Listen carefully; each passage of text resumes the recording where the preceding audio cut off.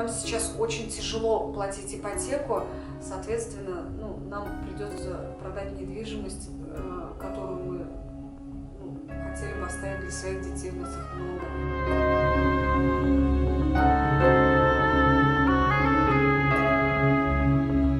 То, что картинки ВКонтакте, они же на всеобщее обозрение. Если бы он знал, что их нельзя, неужели бы он их выставлял? Он сам бывший оперативник. Он знает, как все это происходит, как что делается. Соответственно, заниматься экстремизмом, он также к русским хорошо относился, также и к татарам. То есть...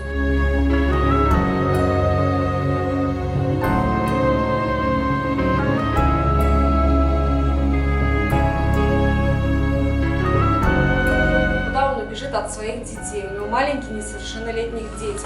Я на данный момент работать не могу. У меня грудничок на руках, у меня маленькие дети. То есть я физически не могу идти на работу. Он у нас единственный кормилец, единственный человек, кто смотрел за домом, за семьей, кормил семью.